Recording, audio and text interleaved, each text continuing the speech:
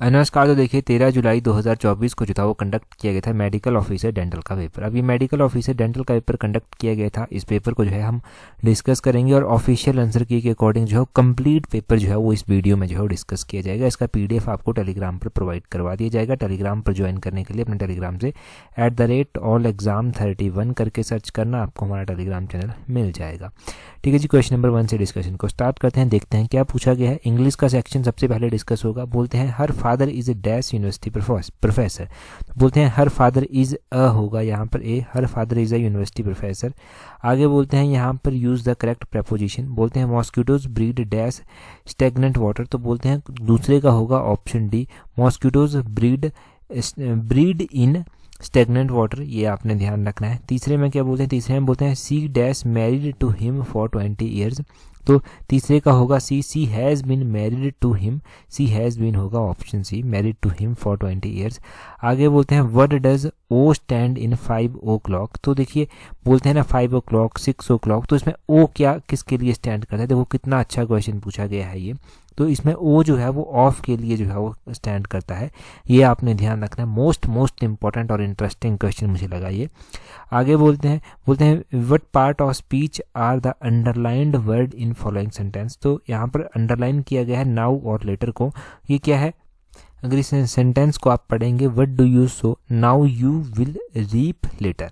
तो देखिए बोलते हैं जो आपने बोया था वो आप बाद में चलकर जो है उसी को जो है वो काटोगे। तो इसमें ये जो है वो एडवर्ब है, ऑप्शन सी नाउ और लेटर जो है वो एडवर्ब है, ये ध्यान रखना है।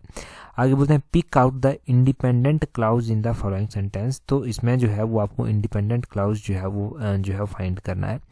और इसमें बोलते हैं the children played when evening came. तो children played when evening came जो है ना ये क्लाउज है, व्हेन इवनिंग केम, ये ऑप्शन सी सही आंसर हो जाएगा।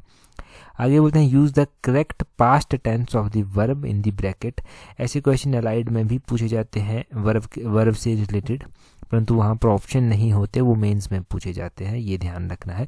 बोलते हैं she told me his name after he leave. तो लीव का आपको पास्ट टेंस जो है वो करना है। यहाँ पर 7 का जो है वो ऑप्शन बी हो जाएगा, हैड लेफ्ट।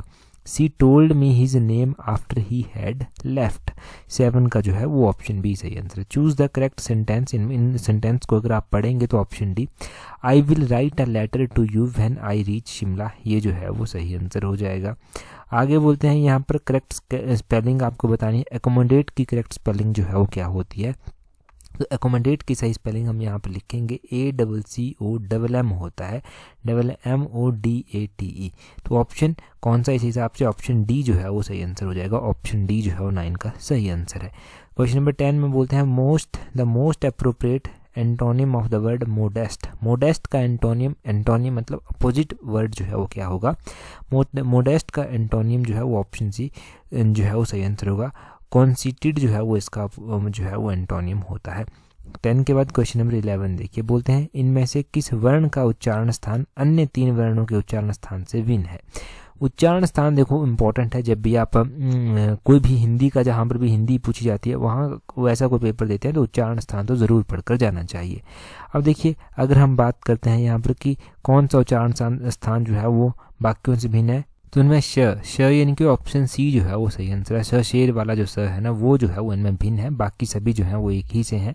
उल्लास में कौन सी संधि है। उल्लास में अगर हम संधि की बात करते हैं तो उल्लास में जो है वो गुण संधि आ जाती है, ये आपने ध्यान रखना। 12 का जो है वो ऑप्शन बी सही आंसर होगा। फिर व्यंजन संधि यहाँ पर है, व्यंजन संधि आपने ध्यान रखना। और देखो यहाँ पर ना ये जो त है, थ है, स है, ये जो है इनका उच्चारण स्थान क्या आता है। तो इनका उच्चारण स्थान ना दंत आता है, ये आपने ध्यान रखना है। दंत इनका उच्चारण स्थान आता है। और ये जो श यहाँ पर दिया गया है इसका उच्चारण स्थान क्या आता है, इसका उच्चारण स्थान तालु आता है, ये ज़रूर ध्यान रखें। इसका उच्चारण स्थान तालु है। और बाकी जो त, थ, द, ध, न, ल, स, ये जो है ना दंत इनका उच्चारण स्थान होता है। 13 में देखिए क्या बोलते हैं उपसर्ग का प्रयोग कहाँ होता है। देखिए अगर हम उपसर्ग के प्रयोग की बात करते हैं कि उपसर्ग का प्रयोग जो है वो कहाँ पर होता है, तो क्वेश्चन नंबर 13 का सही आंसर क्या होगा। 13 का ऑप्शन ए सही आंसर होगा। शब्द के आगे जो है वो इसका उपयोग होता है। आगे बोलते हैं 14 में निम्न में से कौन सा शब्द द्वंद्व समास का उदाहरण नहीं है। यहाँ पर द्वंद्व समास के उदाहरण की बात हम करें कि कौन सा नहीं है, तो द्वंद्व समास में कैसे आता है, जैसे कि पाप और पुण्य, राजा और प्रजा, जीवन और मरण, यथाशक्ति जो है वो इसका उदाहरण नहीं है। ऑप्शन बी जो है वो 14 का सही आंसर हो जाएगा। यथाशक्ति ये सब बहुत बार पूछा गया है HPSSC के द्वारा कि यथाशक्ति में कौन सा समास है, तो ये आप कमेंट करके जो है वो नीचे बताएंगे कि यथाशक्ति में कौन सा समास जो है वो आता है। आगे बोलते हैं देश को हानि जे चंदों से होती है। तो देखो इसमें जो है वो इसमें रेखांकित में कौन सी संख्या है, अब रेखांकित यहाँ पर इन्होंने कुछ किया नहीं है, तो इसमें जो है वो 15 का जो है वो ऑप्शन है जातिवाचक संज्ञा जो है वो उसका सही आंसर है। रेखांकित आई डोंट नो कि किसको करना चाहते थे ये। आगे देखिए मानव शब्द का विशेषण क्या होगा। देखो मानव शब्द का ना विशेषण पूछा गया है कि विशेषण क्या होगा 16 में, तो 16 में विशेषण होगा इसका मानवीय। ऑप्शन डी जो है वो सही आंसर है। आगे बोलते हैं 17 में बोलते हैं वह घर पहुंच गया। इस वाक्य में पहुंच गया जो है वो निम्नलिखित में से किस क्रिया का उदाहरण है, तो इसमें पहुंच गया जो है वो संयुक्त क्रिया का उदाहरण है। 17 का ऑप्शन डी जो है वो सही आंसर आ जाएगा। आगे बोलते हैं जिस वाक्य में भूतकाल नहीं है, जिस वाक्य में भूतकाल नहीं है ये आपको बताना है कि किस वाक्य में जो है भूतकाल नहीं है। तो क्वेश्चन नंबर 18 का ऑप्शन बी सही आंसर है। मैं आज शाम दिल्ली पहुंच रहा हूं, इसमें भूतकाल जो है वो नहीं है, ये ध्यान रखना है। आगे बोलते हैं सही वर्तनी वाला शब्द कौन सा होगा, तो ज्योत्सना यहाँ पर दिया गया है। सही वर्तनी क्या होगी, ये ऑप्शन ए ज्योत्सना कुछ इस तरह से लिखा जाता है, ये देख लेना। 19 का ऑप्शन ए सही आंसर है। 20 में बोलते हैं गंगा गए गंगा दास, जमुना गए जमुना दास, इस कहावत का क्या अर्थ है, तो गंगा गए गंगा दास, जमुना गए जमुना दास, इस कहावत का अर्थ है अवसरवादी। ऑप्शन सी जो है वो सही आंसर, जिसको जो अवसर मिला उसने वो ले लिया, मतलब ये हुआ। आगे देखिए अब चलता है नेशनल इंटरनेशनल अफेयर का सेक्शन, और काफ़ी हार्ड लेवल मतलब आपको देखने को मिलेगा कि इतना मॉडरेट आसान नहीं था पेपर ये, जो आपका ये सेक्शन देखेंगे आप नेशनल इंटरनेशनल अफेयर का।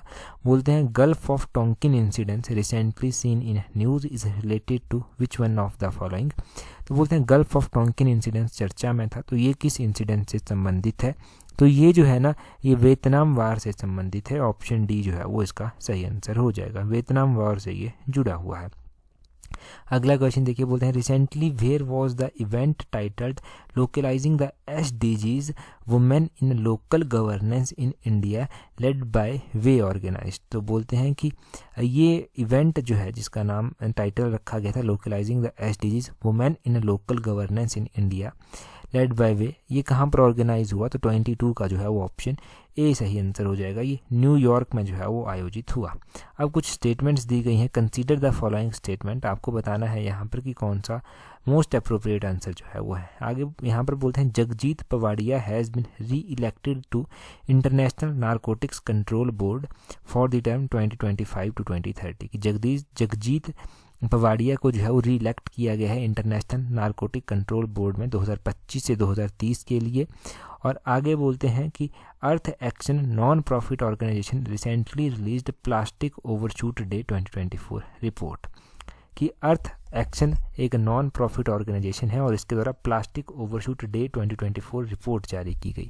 23 का ऑप्शन सी सही आंसर होगा। Both statement 1 and statement 2 are correct, ये दोनों ही जो है वो सही स्टेटमेंट्स जो है वो होंगी।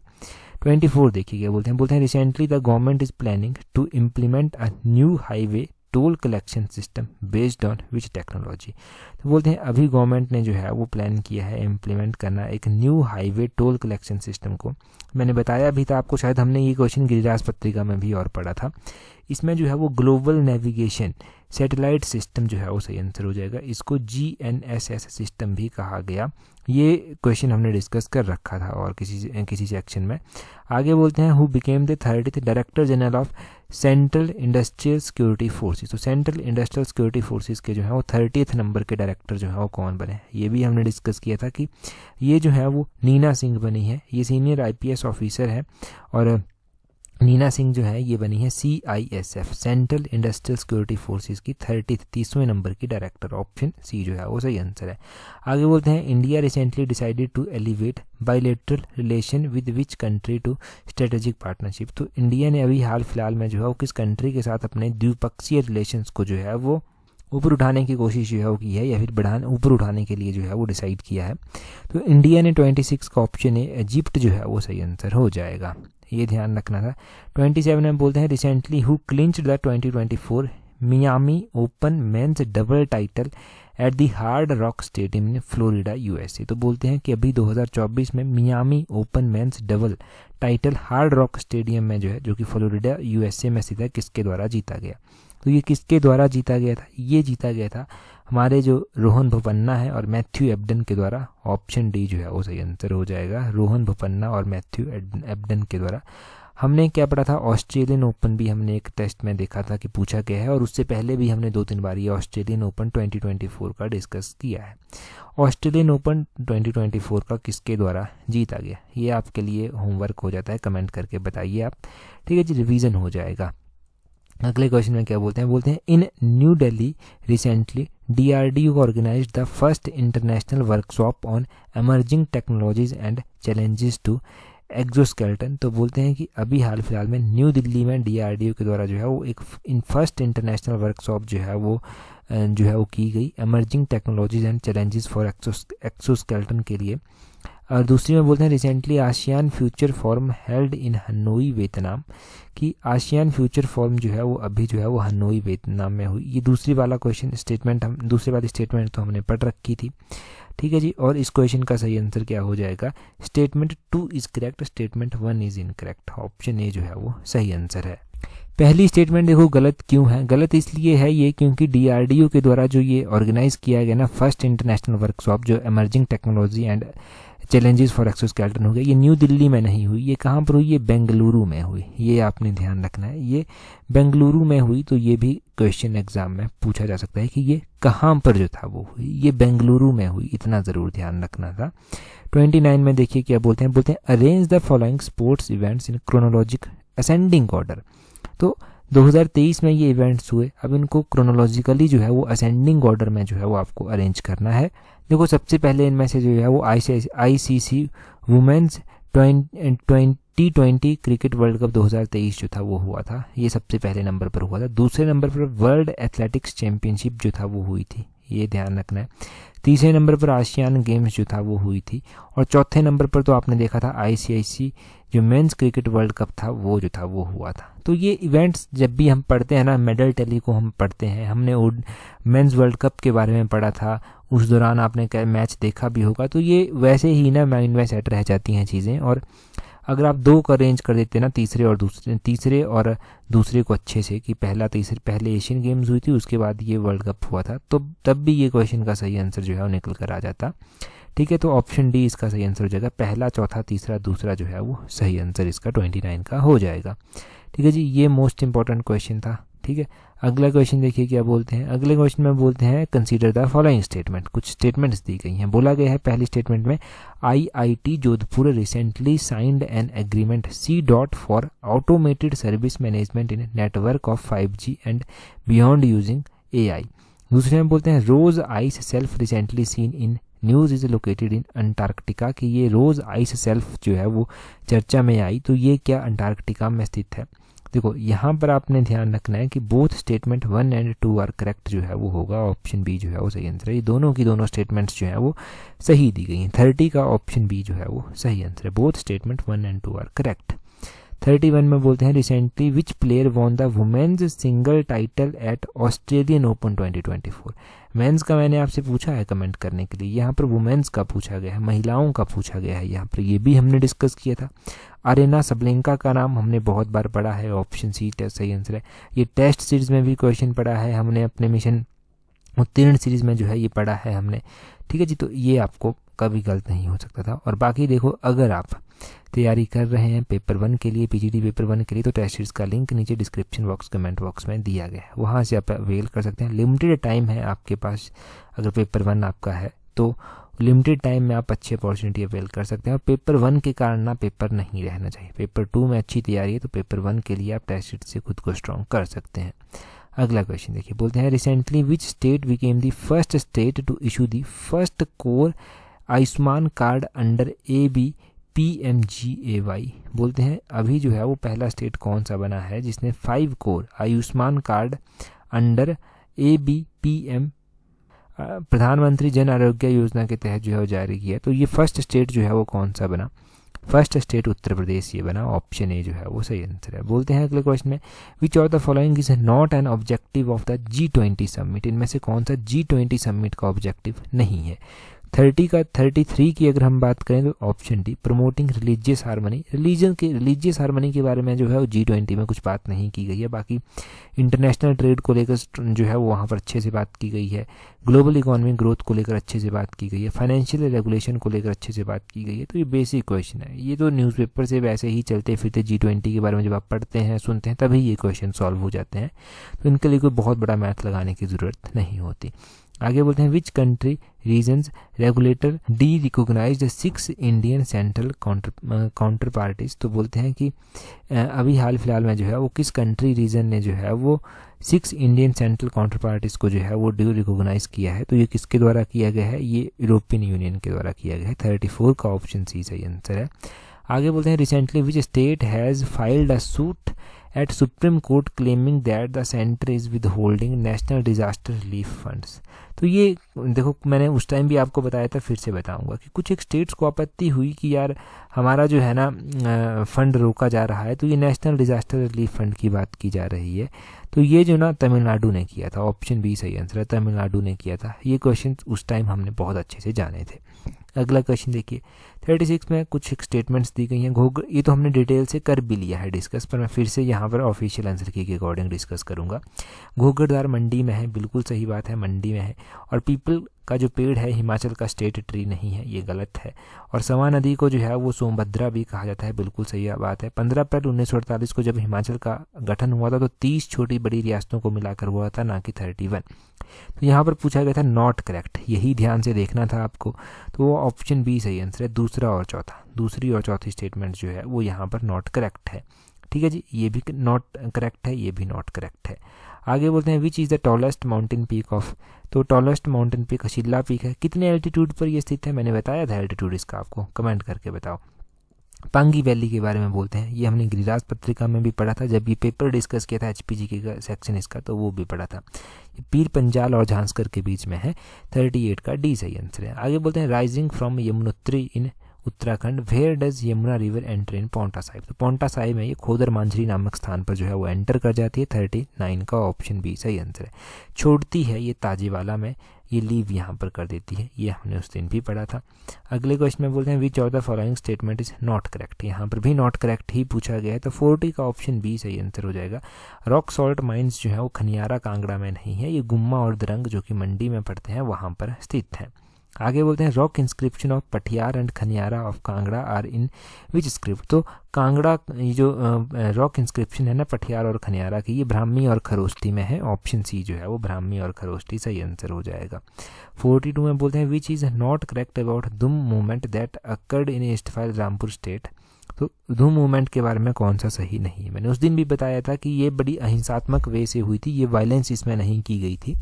वो लोग जो है वो अपने घरों को छोड़कर, स्थानों को छोड़कर जंगलों में रहने लग पड़े थे, इतनी अहिंसा इसमें थी, मतलब अग्रेसिवनेस नहीं था। तो option D, it was a violent movement, ये जो है वो करेक्ट नहीं है, नॉट करेक्ट यहाँ पर पूछा गया है, तो ये करेक्ट नहीं है। आगे क्या बोलते हैं 43 में बोलते हैं, who among the following was not a founder member of Himalayan रियासती प्रजामंडल, डॉक्टर यशवंत सिंह परमार ऑब्वियसली उस टाइम नहीं कूदे थे अभी लड़ाई में, ऑप्शन ए जो है वो डॉक्टर यशवंत सिंह परमार इसका सही आंसर हो जाएगा। बोलते हैं, who is not true about Ram Singh Pathania of Noorpur, Noorpur के राम सिंह पठानिया की पूरी कहानी ही हमने डिस्कस की है। उस दिन जब हमने ये पेपर डिस्कस किया था मैंने डिटेल से बताया था। देखो ये जो है ना वज़ीर तो अपॉइंट किए गए थे, परंतु ये बीर सिंह के वज़ीर नहीं थे, ये जसवंत सिंह के वज़ीर अपॉइंट किए गए थे, ऑप्शन बी सही आंसर हो जाएगा, not true. He was appointed wazir of Raja Bir Singh after death of his father, तो नहीं, वज़ीर ये नूरपुर के राजा जसवंत सिंह के हुए थे, ये ध्यान रखना है। अगले क्वेश्चन में क्या बोलते हैं, ए.ओ. ह्यूम के द्वारा इंडियन नेशनल कांग्रेस की स्थापना जो था वो की गई थी, ये कौन से हाउस में रहते थे, lived in which house in Shimla, तो ए.ओ. ह्यूम जो है वो रोथनी कैसल में रहते थे, 45 का ऑप्शन बी सही आंसर है। रोथनी कैसल में ही इनके मन में ये विचार आया था कि इंडियन नेशनल कांग्रेस की स्थापना की जाए, और फिर इंडियन नेशनल कांग्रेस की स्थापना हुई। कुछ एक मैरिज के टाइप दिए गए हैं, बोलते हैं which is not correctly matched, तो यहाँ पर देखो झिंड-फूक गद्दीस के बीच में ही होता है, बिल्कुल सही बात है। और अगर हम बात करें चक्की फक्की की तो ये पांगी में ही होता है, बिल्कुल सही बात है। दुब की बात करें तो ये देखो लाहौल में होता है क्या, दुबदुब की बात करें तो ये लाहौल में नहीं होता, ठीक है।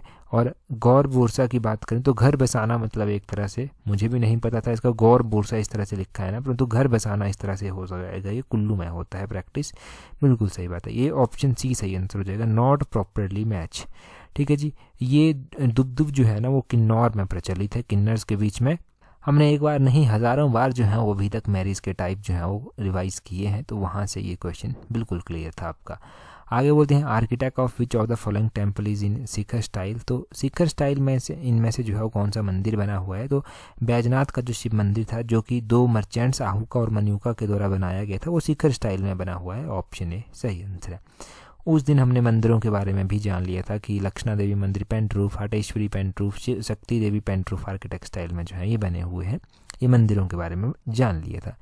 आगे बोलते हैं which fair in Chamba essentially a fair of women and children. तो चंबा का कौन सा फेयर है जहाँ पर आमतौर पर जो है वो महिलाएं और बच्चे ही जाते हैं, fair of women and children ही जो है ये होता है, तो ये सूही मेला जो है वो होता है, ऑप्शन ए सही आंसर है। सूही मेला कौन से मंथ में जो है वो सेलिब्रेट किया जाता है, ये आप कमेंट करके बताएंगे जल्दी से। आगे देखिए क्या बोलते हैं 49 में, बोलते हैं Nij Path ka Avichal Panthi is an autobiography of which of the following. तो निज पथ का अविचल पंथी ये ऑटोबायोग्राफी है, गिरिराज में हमने पढ़ा है कि ये शांता कुमार जी की ऑटोबायोग्राफी है। 49 का ऑप्शन सी जो है वो सही आंसर है, ये ध्यान रखना था। अच्छा, क्या आप एलाइड की तैयारी कर रहे हैं? अगर कर रहे हैं तो एलाइड सर्विसेज का एक ऐसा एग्ज़ाम है कि देखो, एक तो एग्ज़ाम आप बहुत कम रहे हैं, अगर एग्ज़ाम आया है तो उसके लिए आप डेफिनेटली मेहनत कर रहे होंगे।